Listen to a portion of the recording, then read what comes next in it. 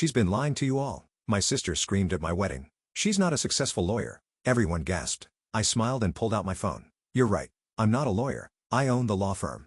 My name is Alexandra Mitchell, and I learned early in life that some sisters aren't meant to be best friends. Sophia, my older sister by 3 years, made sure I understood that from the moment I could walk. Growing up, Sophia was always the star of the family. Straight A's, student body president, champion debater, she collected achievements like others collected stamps. Our parents' pride in her was matched only by their constant disappointment in me. Where Sophia excelled in public speaking, I preferred quiet research. While she dominated social circles, I spent hours in the library, studying patterns in law and business that others overlooked. Why Can't You Be More Like Your Sister became the soundtrack of my childhood, playing on repeat at every family dinner, every parent-teacher conference, every holiday gathering. But what no one knew, what Sophia never noticed through her veil of superiority, was that I was building something bigger than high school accolades or college acceptance letters. It started during my junior year of high school. While Sophia was celebrating her acceptance to Harvard Law School, I was quietly launching my first legal consulting business from my bedroom. Using online forums and anonymous profiles, I began connecting struggling law firms with the resources they needed to succeed. By the time I graduated high school, I had built a network of over 50 law firms that relied on my research and strategies. Of course, none of them knew they were working with a teenager. I just don't understand you, Alexandra. My mother sighed at my high school graduation. Sophia's going to Harvard, and you're taking a gap year to figure things out. What is there to figure out? I didn't tell them that my gap year was actually the first phase of my business expansion plan. I didn't mention that the modest savings account they thought I had was actually approaching 7 figures. And I certainly didn't reveal that 3 of the top law firms in Boston had already hired my consulting company, not knowing they would soon be working with their star student's little sister. Sophia thrived at Harvard, of course. Every holiday break brought new stories of her success, new reasons for our parents to beam with pride. Meanwhile, I built my empire in silence. When my parents pressed me about college, I enrolled in online business courses, letting them believe I was at least trying, while I orchestrated mergers and acquisitions through my growing network of shell companies. By the time Sophie graduated from Harvard Law, I owned controlling interests in 7 major law firms across the East Coast. My company, Mitchell Strategic Solutions, had become the invisible force behind some of the most successful legal practices in the country. But on paper, I was just the quiet daughter who hadn't found her path yet. Everything changed the day Sophia joined Preston and Hayes, one of Boston's most prestigious law firms. She didn't know that 6 months earlier, I had acquired it through a complex series of transactions. She walked into her first day of work proud and confident, not realizing that her little sister was technically her boss. You should see my office, Alex, she gloated during a family dinner. Corner suite, full staff, partner track within 5 years. What are you doing these days? Still with that little consulting business? I smiled and took a sip of wine. Something like that. The truth was, I was in the middle of the biggest acquisition of my career. Preston and Hayes was just the beginning. I was positioning myself to take over Blackwood International, the largest law firm conglomerate on the East Coast. The deal would make me one of the most powerful figures in the legal world, all before my 20th birthday. But Sophia couldn't help herself. She had to maintain her position as the family success story. That's why when I met James Walker at a charity gala, she tried to stake her claim. He's from one of Boston's oldest families, she told our mother, loud enough for me to hear. And he's looking for someone successful, accomplished. Not really your scene, Alex. What Sophia didn't know was that James had met me 3 months earlier in my role as the CEO of Mitchell Strategic Solutions. He had been representing Blackwood International in the acquisition negotiations, not realizing that the powerful, elusive CEO he was dealing with was the same woman he was falling in love with. When James proposed 6 months later, Sophia was livid. She had been dropping hints about her own interest in him, only to watch her underachieving sister snag one of Boston's most eligible bachelors. It doesn't make sense. I overheard her telling our mother, she's nobody in this city. She barely has a real job. Something's not right about this. The wedding planning became her obsession. She insisted on being my maid of honor, not out of sisterly love, but because it gave her access to every detail, every guest list, every moment she could use to dig into my life. What she discovered must have shocked her. The inconsistencies in my story, the mysterious meetings, the connections that someone with a little consulting business shouldn't have. She spent months gathering evidence, planning her moment of triumph. She chose our wedding day to spring her trap, not realizing she was walking into one of her own. The ceremony was perfect. Boston's historic Trinity Church filled with the city's elite, judges, lawyers, business leaders. Many of them were there for James, the respected attorney from an old Boston family. None of them knew that the bride owned most of their law firms. But as the minister asked if anyone objected to the union, Sophia rose from her seat beside me, a wicked smile playing on her lips. Little did she know, I had been waiting for this moment. After all, some sisters aren't meant to be best friends. They're meant to be lessons in humility.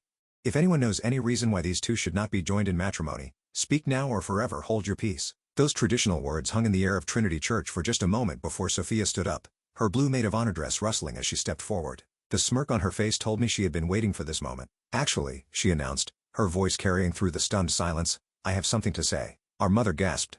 James squeezed my hand, but I remained calm. After all, I had prepared for this possibility. Before we continue this farce, Sophia declared, pulling out a folder from behind her bouquet, everyone here deserves to know the truth about Alexandra Mitchell. She opened the folder with dramatic flair. My sister has been lying to all of you.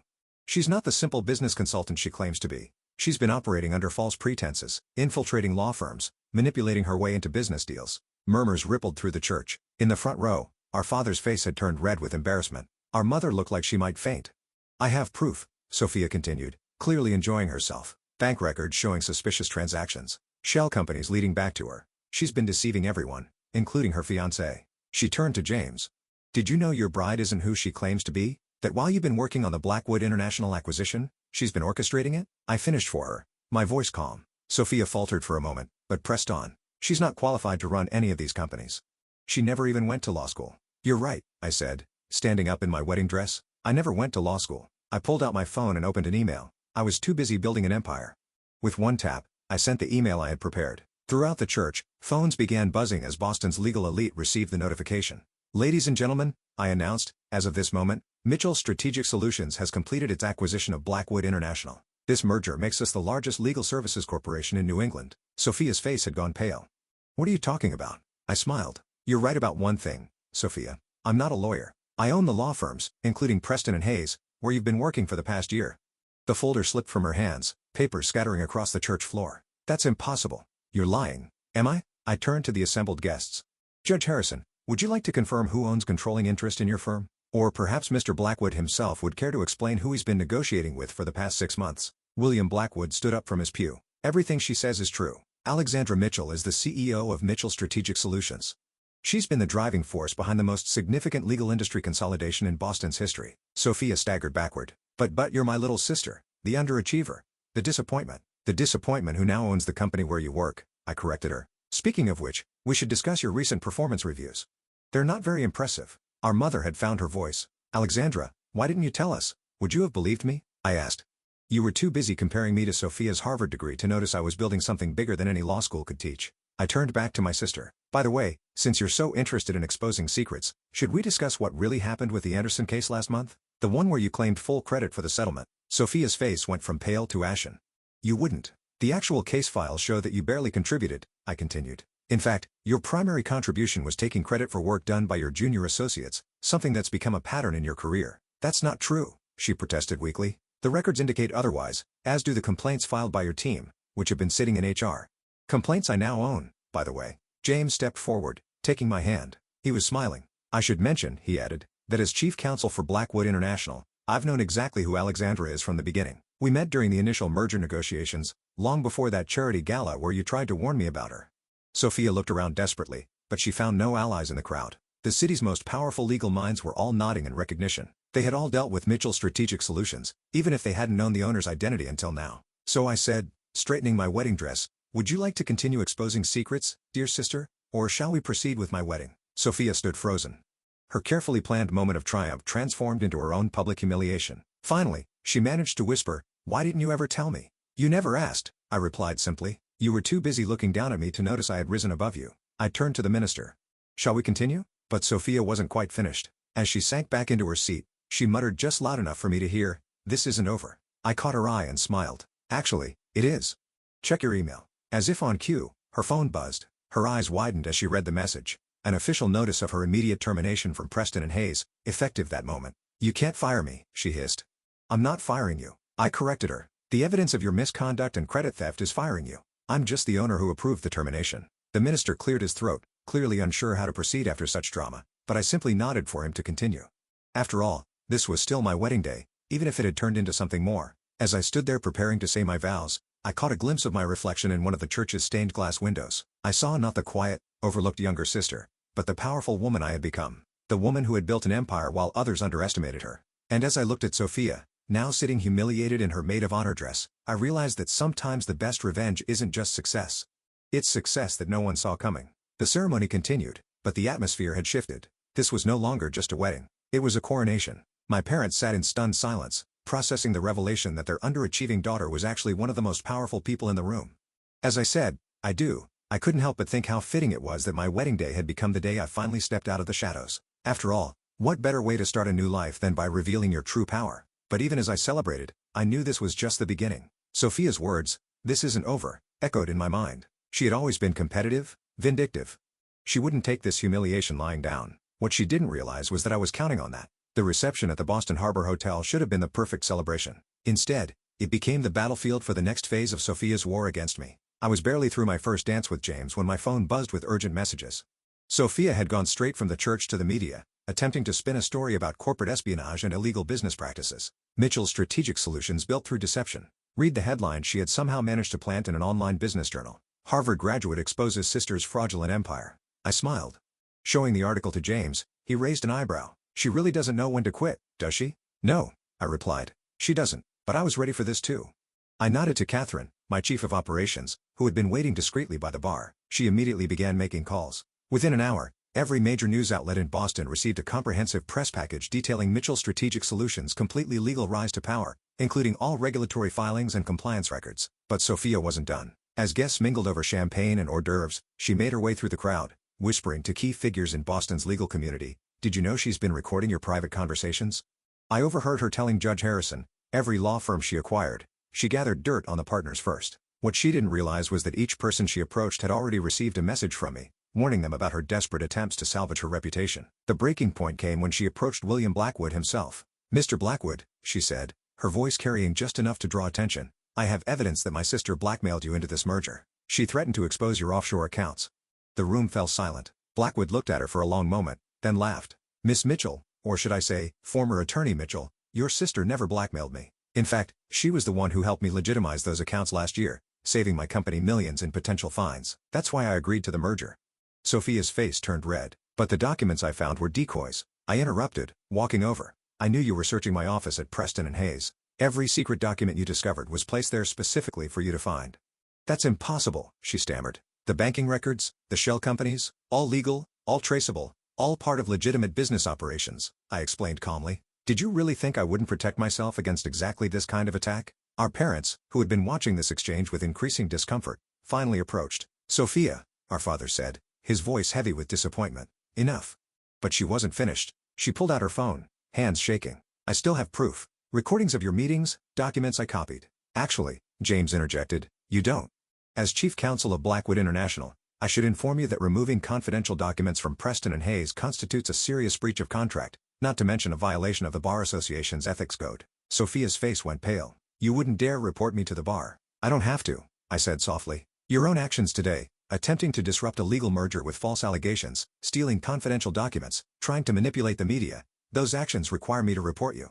As the owner of Preston and Hayes, I have a legal obligation to do so." "You're bluffing," she whispered. But her voice trembled. I pulled out my own phone and showed her the screen. A formal complaint to the Massachusetts Bar Association, ready to be filed. "Last chance, Sophia. Walk away now. Leave Boston. Take the severance package I'm still willing to offer and start fresh somewhere else." "You're destroying my career," she protested. "No," our mother suddenly spoke up. "You did that yourself. All these years, you were so busy proving you were better than Alexandra that you never noticed she had actually become better than you." Sophia looked around the room, finally seeing the truth. The powerful people she had tried to turn against me were all nodding agreement. Her attempted power play had backfired completely. "Fine," she spat. "You win. You've always been playing a longer game than me, haven't you?" "The difference is I was playing to win," I replied. "You were just playing to make me lose." She turned and walked out of the reception, her blue dress disappearing into the Boston night. As the door closed behind her, I felt a strange mix of triumph and sadness. "Are you okay?" James asked softly. I squeezed his hand. "I am. It needed to end this way." Our parents approached, looking shell-shocked but proud. "We had no idea," my father said. "All these years, you saw what you expected to see." I replied, "Sophia was the star. I was the disappointment." It made it easier to build something extraordinary while everyone was looking the other way. The rest of the reception passed in a blur of congratulations and celebrations. But now people were celebrating more than just my marriage. They were celebrating the emergence of a new power in Boston's legal world. Later that night, as James and I prepared to leave for our honeymoon, I received one final email from Sophia. "You've won," she wrote. "I'm moving to Chicago. But remember this, you taught me that appearances can be deceiving. One day when you least expect it, I'll have built something of my own, and then we'll see who the real winner is." I showed the email to James. He looked concerned, but I just smiled. "Let her try," I said. "Building something real takes more than ambition and revenge. It takes patience, strategy, and the wisdom to know that true success isn't about beating others. It's about becoming the best version of yourself." 10 years later, I stood in my office at the top of the Mitchell Blackwood Tower, looking out over Boston's skyline. The empire I had built had grown beyond even my expectations. Sophia had tried to start several ventures in Chicago, but each had failed because she was still focused on competing with me rather than creating something meaningful. Our parents had finally learned to see me for who I was, not who they had assumed I would be. And James had become not just my husband, but my true partner in business and in life. On my desk sat a framed photo from our wedding, the moment right after I revealed the truth about Mitchell's strategic solutions. In it, I'm standing tall in my wedding dress, power and confidence radiating from my posture. Sophia is in the background, her face a mask of shocked realization. It serves as a reminder that sometimes the quietest person in the room is the one you should watch most carefully. Because while some people spend their lives trying to prove their worth through words and showmanship, others build empires in silence. My phone buzzed. Another major law firm was ready to join our network. As I prepared for the meeting, I thought about how far I'd come from that overlooked younger sister. Sometimes the best revenge isn't just success. It's success so complete that it transcends revenge altogether. And sometimes the greatest triumph isn't in proving others wrong, but in proving yourself right. The empire I built wasn't just about showing up my sister or proving my worth to my parents. It was about creating something lasting, something meaningful, something that would outlive any family drama or personal vendetta. And as I sat down to sign the papers that would further expand my business empire, I couldn't help but smile. Because in the end, the quiet sister had roared the loudest, not through words, but through actions, not through competition, but through creation. That's the thing about true power. It doesn't need to announce itself. It simply is, and that's a lesson Sophia never learned.